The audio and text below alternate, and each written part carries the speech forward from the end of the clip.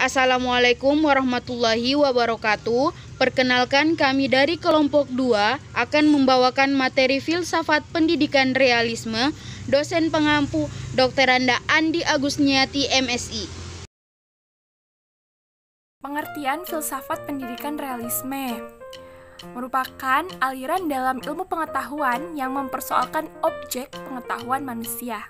Aliran ini memandang bahwa objek pengetahuan manusia berada di luar diri manusia. Realisme sangat bertolak belakang dengan idealisme, karena realisme memandang suatu bukti real secara nyata, sedangkan idealisme hanya dalam akal pikiran manusia. Tokoh aliran realisme.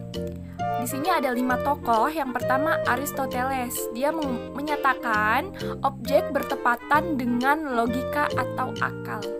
Yang kedua, Johann Amos Comenius menyatakan bahwa pendidikan harus universal. Yang ketiga, M.C. Gutschen. Tokoh ini menyatakan bahwa tidak ada tujuan hidup, maka tidak ada pula tujuan pendidikan. Nah, yang keempat, Franz Bacon menyatakan pikiran yang nyata dengan menggunakan sentuhan indrawi. Yang kelima, John Locke. Menurutnya, pengetahuan manusia itu seperti batu kertas yang tertetes air lama-kelamaan akan cekung, seperti akal manusia yang sering diasah. Nilai pendidikan menurut aliran realisme.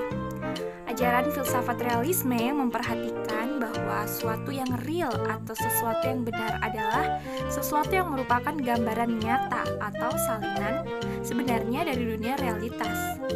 Sedemikian rupa sehingga pengetahuan manusia tentang sesuatu tidak lain adalah jelmaan jelas dari gambaran dunia yang direduksi oleh akal dalam dirinya.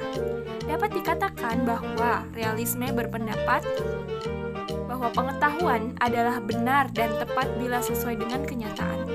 Kelompok realisme klasik sependapat dengan Aristoteles bahwa ada hukum-hukum moral yang universal yang mengikat manusia sebagai makhluk rasional.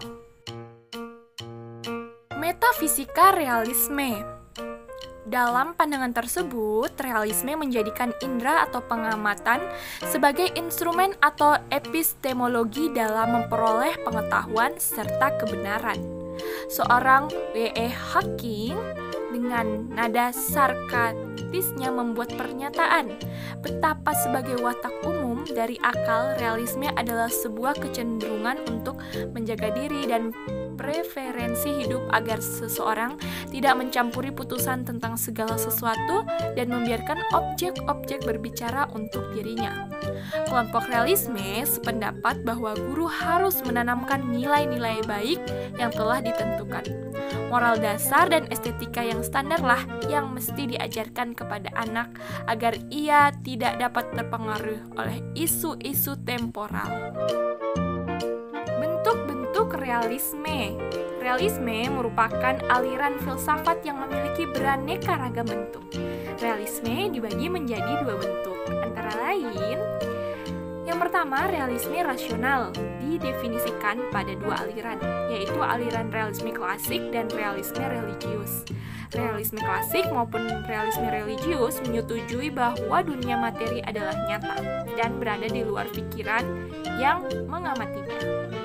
Nah, yang kedua, realisme natural ilmiah mengatakan bahwa manusia adalah organisme biologis dengan sistem saraf yang kompleks dan secara indera pembawaan sosial.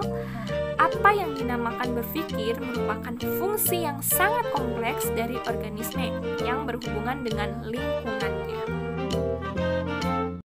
Apa itu neorealisme dan realisme kritis? Nah, jadi neorealisme adalah suatu teori yang di dalamnya terdapat suatu tujuan penyamaratan dan peningkatan yang melalui faktor lain seperti menjalin kerjasama. Teori neorealisme memandang bahwa suatu negara akan menyamai atau melebihi negara lain. Kaum neorealisme menyatakan aktor-aktor kurang begitu penting tetapi lebih kepada sistem internasionalnya. Realisme kritis adalah pendekatan filosofis untuk memahami sains yang dikembangkan oleh Roy Bhaskar.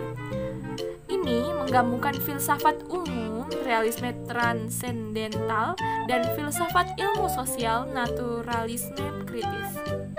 Ini secara khusus menentang bentuk empirisme dan positivisme dengan memandang sains sebagai perhatian dengan mengidentifikasi mekanisme kausal. Terima kasih, itu saja yang dapat kami sampaikan. Kurang dan lebihnya kami mohon maaf. Wassalamualaikum warahmatullahi wabarakatuh.